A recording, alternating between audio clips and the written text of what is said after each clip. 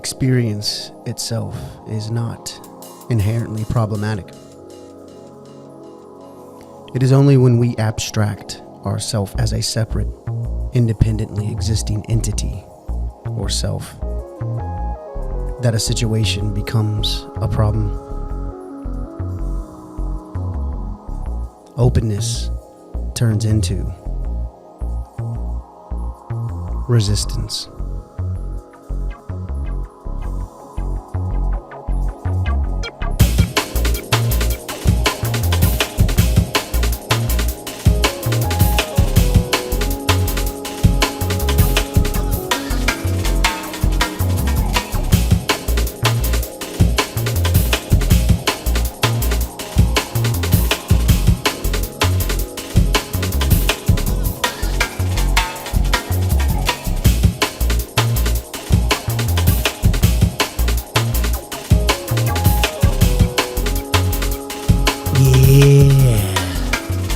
What's up, Ultimate Pill people?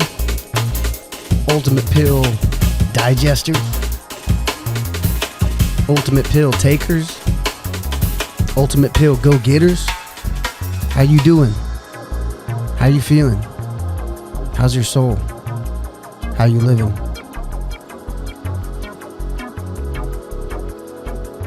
Hey, we've got another day.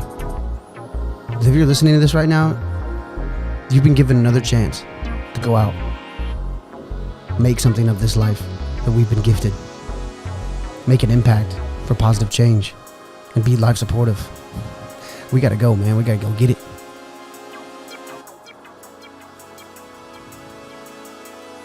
I hope this episode finds you doing well. My name's Anthony, and I'm one of the co-hosts of The Ultimate Pill. And let me speak for Chris when I say we are so happy that you're here on this journey with us. Man, this is Mindset Monday 37, following episode 41 of the Ultimate Pill podcast. How to kill our idols. That was the topic of episode 41. And we got some places, man. We figured some stuff out. If you've not, I'll say watched. Because check this out. If you didn't know, we got video now. We got video. We got video on the Spotify. We got video on the YouTube. You got to go check it out. You can actually see us working through these issues that we try to work through all the time. But really quickly, I opened up with that passage from, I had to go back to my boy Rupert Spira. If you guys have not checked him out, please do. All his books are on Amazon. They're very accessible, very cheap, and very enlightening. But that intro was talking about how, man, a lot of times we only have problems because we abstract. Think about that for a second. We abstract out ourself as a separate, independent, existing entity. As a subjective I, we identify with that ego. Man, we've talked a lot about that in the past few episodes, right? And what he's saying is that experience itself isn't the issue. We might have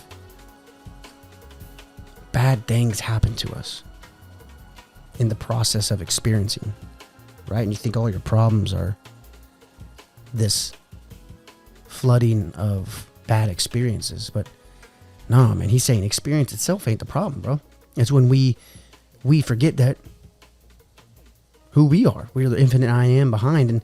And this is, I opened with that because this is part and parcel to this issue of idolizing and worshiping idols. We talked a lot about that on episode 41. And so I wanted to hit it a little bit more intimately, a little bit more in depth on Mindset Monday 37, and just really, where I took it, really why I was motivated to do that episode with Chris was because I think the ultimate idolatry is the idolatry we make of ourselves.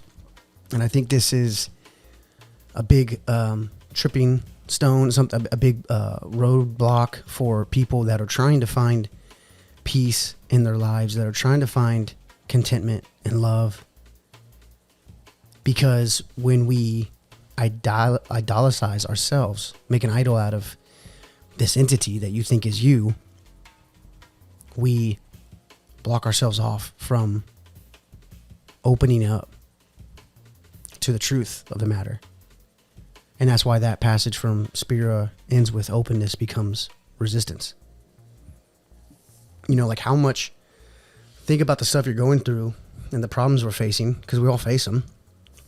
How much of that is this felt need to fight, to resist, to I don't know, like I can look at my own life and like, you know, even a year ago, I was just so angry all the time. I felt like I was in enemy territory at work, and I was always looking for the next fight, something to defend.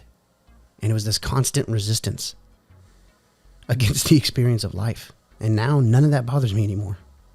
But it's because I came to this realization. The realization of this infinite I am, the realization of the ground of being. And it opened me up.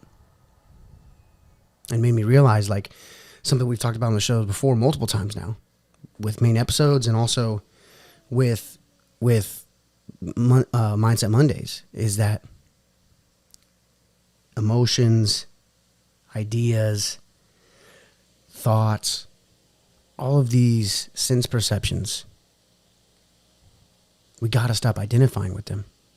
Because in a way, when we identify with them, you concretize and you make them solid and you make them idols. You can start worshiping that, man. I feel like I've seen that in people where they worship their sadness.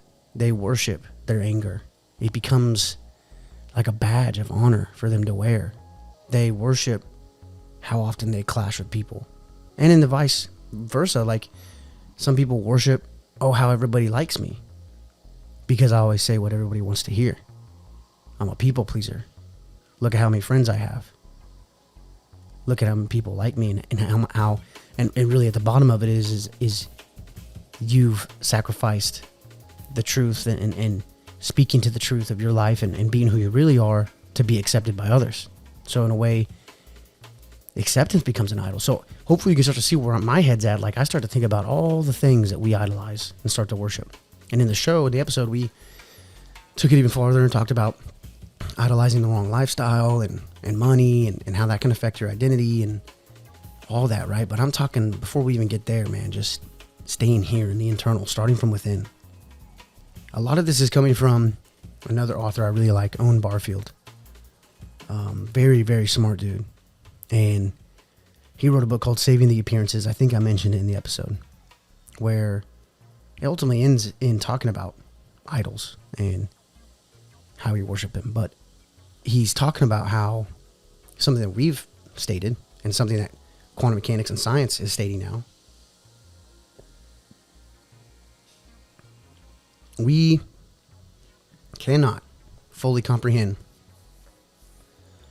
the totality of reality. And so therefore we make collective representations. That's the terminology that Barfield uses. And these collective representations are basically symbols that help us navigate the finite avenue of perception that we have of reality. Okay? Now, the problem is when those collective representations lose their participatory nature, because part of that creating of those representations is a participation with us as humans. And when we lose that participation, when we lose the ability to speak in metaphors and understand metaphors, when we become too literal, then collective representations of reality get taken as reality and they become idols.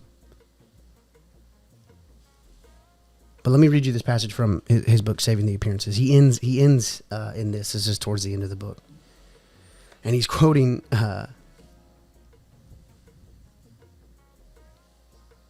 he's talking about how Jesus tells his disciples why he speaks in parables, which are essentially myths and metaphors. And he's referencing a part of the Old Testament.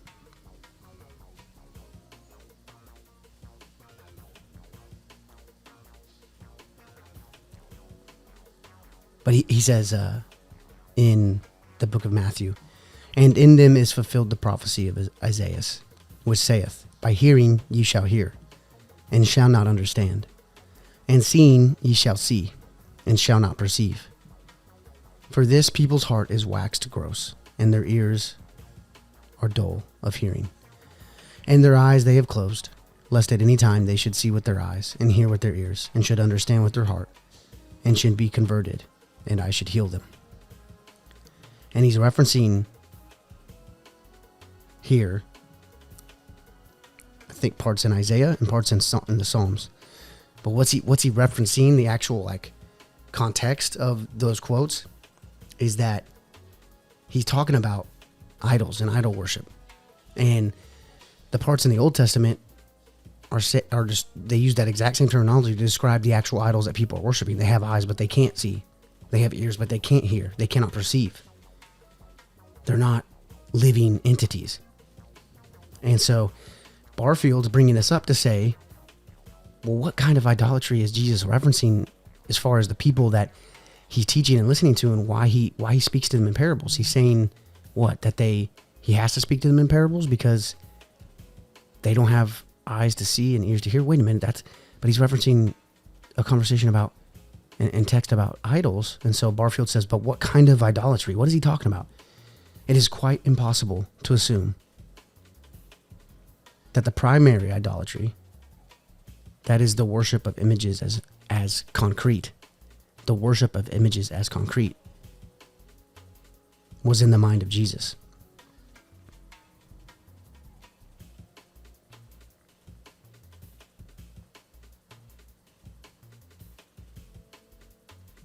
He's basically saying, if you're staying with me, checking with me, that people have to be spoken to in parables because they make the images literal.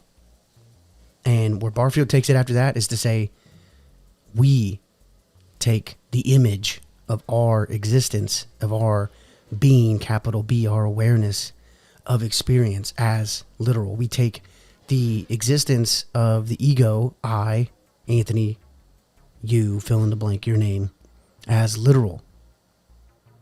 And we make idols out of ourselves. So, all that to say, one way that we can begin to better ourselves is to loosen up this concrete image, this concrete statue of what you think you are, and begin to open yourself up to the infinite potential of existence and being and awareness right now. And watch your conflict and your resistance and this constant friction with the issues at hand around you start to dissipate. When you realize that you are the screen of which all the actions and excitations of experience of reality is happening on. And don't worship the idols. Like cast all the idols that you've been worshiping down. Stop worshiping them. All the emotions, all the negative things that happen, I get it. They're there and we can't stop that. But we don't have to worship them. We don't. We have that choice. We don't have to identify with them. We don't. We have that choice. And all of this is in an attempt to help you begin right now, as this podcast ends, be able to better sift through this awesome narrative that is your life. No matter what you've done, no matter where you've been, no matter how many mistakes you've made, none of us are perfect. But it's all happening for a reason. And if you can just start to loosen some of those borders and boundaries of this concretized image that you've made up of who you are and the life and the things happening in your life around you, you could start to flow a little bit better with the narrative that's revealing itself to you in your life.